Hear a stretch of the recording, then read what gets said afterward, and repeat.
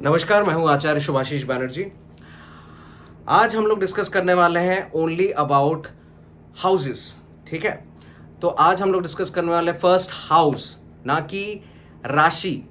राशि डिफरेंट है, राशियां हम लोग बाद में डिस्कस करेंगे। आज सिर्फ हाउसेस से शुरू करेंगे और आज बात करेंगे सिर्फ फर्स्ट हाउस के बारे में। ठीक है, तो शुरू करते हैं। अब ये हुआ आपका पहला खाना। ये पहला खाना जो है आपका फर्स्ट हाउस होता है।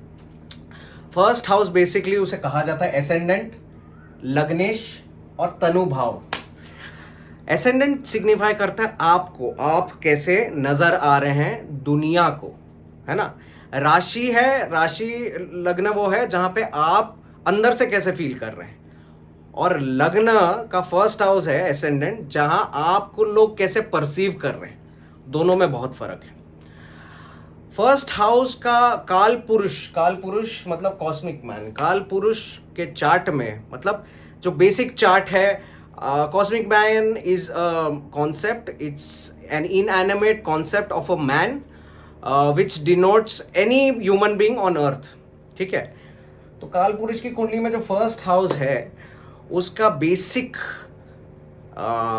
राशि लॉर्डशिप है एरीज का, and Aries is denoted by the ramp. अब अगर आपने एरीज देखा होगा साइन, तो वो एक रैम्प का सर है। रैम्प मतलब एक बकरी का, बकरी नहीं, in actuality a wild goat is called ramp. तो एरीज से सिग्निफाइड होता है, एरीज का लॉर्डशिप होता है फर्स्ट हाउस का, और उसका लॉर्डशिप प्लैनेट वाइज होता है मंगल का। ठीक है, और फर्स्ट हाउस का मंगल का लॉर्डशिप होता है इन टर्म्स ऑफ प्लैनेट, और सन भी यहाँ पे कारक है, क्योंकि फर्स्ट हाउस का जो डायरेक्शन है वो है ईस्ट का। फर्स्ट हाउस वो हाउस होता है जब आप पैदा हुए थे तो सूरज कहाँ पे उग रहा था, वो है आपका फर्स्ट हाउस, इसलिए फर्स्ट हाउस डिनोट करता है ईस्ट। इसके बाद हम लोग सिग्निफिकेशंस पे जाते हैं। फर्स्ट हाउस क्या क्या सिग्निफाई करता है। फर्स्ट, आपकी बॉडी। ठीक है, अगर हम लोग बॉडी पार्ट ले तो आपका फोरहेड, ऑलराइट। उसके बाद आपका स्ट्रक्चर, हाँ, आपकी ओवरऑल हेल्थ, आपका फेम, आपका रिकग्निशन, आपको लोग सामने से कैसे परसीव करते हैं। क्या आप इस लाइफ टाइम में, अगर लग्नेश स्ट्रांग है तो, अगर स्ट्रांग है तो क्या आप जितने वर्ल्डली प्लेजर्स हैं वो एंजॉय कर पाएंगे या नहीं। लग्नेश जब वीक होता है तो भले ही आपके पास लाखों करोड़ों पैसे हो या फेम हो, मतलब पैतृक संपत्ति मिल गई है या लीनियत से फेम आ गया है, फिर भी आप उसे एंजॉय नहीं कर पाएंगे, है ना, क्योंकि वो हेल्थ को सिग्निफाई करता है, आपके बेसिक इनर हैप्पीनेस को सिग्निफाई करता है। क्या आप, जैसे कुछ लोग होते हैं जिनका लग्नेश वीक होता है या छठे घर में चला जाता है, एक एग्जाम्पल दे रहा हूँ, ये एब्सोल्यूट नहीं है, तो क्या होता है कि वो पूरी लाइफ टाइम काम ही करते रहते हैं, भले ही वो करोड़ोंपति हो, भले ही बहुत सारे सुपरस्टार हो, बहुत बड़े पॉलिटिशियन हो, लेकिन वो अपने लॉरल्स और अपनी सफलता को उतना एंजॉय नहीं कर पाते। इसलिए फर्स्ट हाउस स्ट्रॉन्ग होना बहुत ज़रूरी है। दूसरी चीज़ है, फर्स्ट हाउस सॉइल को सिग्निफाई करता है, आपके रूट्स को सिग्निफाई करता है, क्योंकि उसके कारक मंगल है, लॉर्डशिप मंगल है।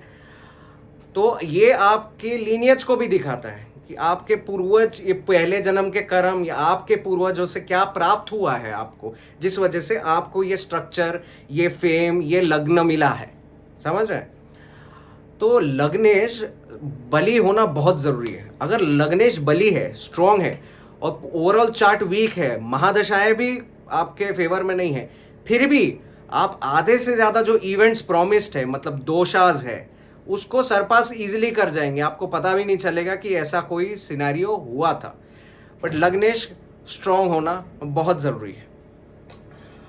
अगर फर्स्ट हाउस में बेसिक उसका लॉर्डशिप है एरीज का, लेकिन अगर उसमें नंबर 2 हुआ, मतलब आपका लग्न का लॉर्ड हो गया टॉरस, टॉरस का लॉर्डशिप हो गया वीनस का। ठीक है, इस तरह से हर नंबर पे हम लोग हर एपिसोड में डिस्कस करते जाएंगे। ठीक है, अब कुछ आखिरी बातें। फर्स्ट हाउस को स्ट्रेंथन करने के लिए अगर कमज़ोर में है तो, कमज़ोर पोजीशन में है तो आपको पहली चीज़, सबसे प्रैक्टिकल रेमेडी है, आपको योग, व्यायाम करना पड़ेगा, एज इन एक्सरसाइज।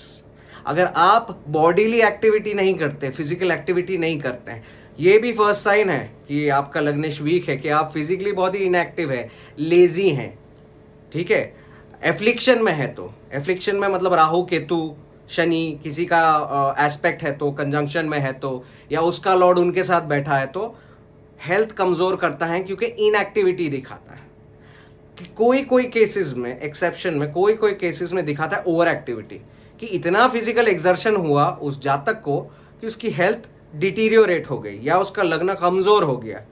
जैसे एक इंसान को अगर बहुत ज़्यादा काम कराएंगे, एक लेबर को ले लीजिए, क्या उसका लग्न स्ट्रांग नहीं? बिल्कुल बहुत स्ट्रांग है, तब जाके तो वो फिजिकल लेबर कर पा रहा है। लेकिन एफ्लिक्शन में, मतलब मेलेफिक्स के साथ बैठा हुआ है, शनि राहु केतु क्रूर प्लैनेट्स के साथ बैठा हुआ है, जैसे मंगल सन, या दुष्टाना में जाके बैठा हो 6 8 12, तो बहुत ज़्यादा फिजिकल श्रम करवाता है। ओके, तो लग्नेश को बली करने के लिए फर्स्ट चीज़ आप एक्टिविटी कीजिए।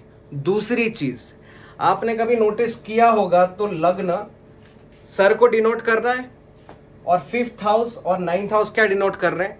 किसी इंसान को देखे हो, कॉस्मिक मैन, इसको इंसान समझ लीजिए। तो ये सर है, ये उसका राइट नी है, और ये उसका लेफ्ट नी है। तो क्या डिनोट कर रहा है? एक इंसान जो ध्यान में बैठा हुआ है।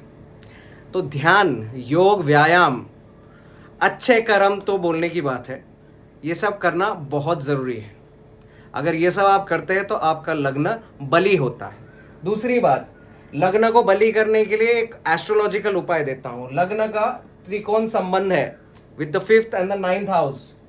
आपका 9th हाउस है आपका लीनियज, आपके पिताश्री के भी लीनियज जहाँ से आप आए हैं, और आपका 5th हाउस आपके बच्चे और आपका आने वाला जनरेशन, आपका फ्यूचर। इन अगर लग्नेश कमज़ोर है तो फ्यूचर जनरेशन पैदा करने में मुश्किल होगी, या पिछले जन्म में मतलब या आपके पूर्वजों ने कुछ मिस्टेक की, आपके फादर के साथ आपके रिलेशन ख़राब थे, या आपके फादर ने कुछ गलत कर्म की, उस वजह से आपका लग्नेश कमज़ोर आया। तो आपको क्या करना है? आपके फादर के साथ रिलेशन को अच्छे करने हैं, आपके गुरुओं के साथ जो आपको सिखाते हैं, जो आपको ज्ञान देते हैं। इसलिए ज्ञान का भी कारक पहला घर है। अगर पहला घर बहुत बल में है, अगर महापुरुष योग है, महापुरुष योगों पे बाद में बात करेंगे, आज बेसिक्स में जाते हैं।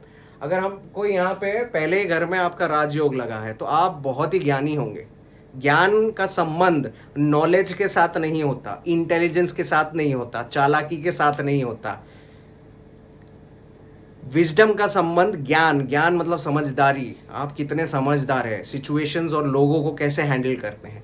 तो लग्नेश बली होगा तो आप बहुत ज्ञानी होंगे। इसलिए अपने गुरुओं का और पिता समान व्यक्तियों का, इन जनरल, अगर आपके पिताजी नहीं हैं, पिता से अमान व्यक्ति मतलब आपके काका, आपके पड़ोस में भी जो काका समान लोग रहते हैं, काका, चाचा, मामा, इन सबको बहुत ज़्यादा इज्जत दें। भले ही आपकी उनसे ना जमे, लेकिन आप रिस्पेक्ट ज़रूर दीजिए और इनसे रिलेशन बेटर करने की कोशिश कीजिए।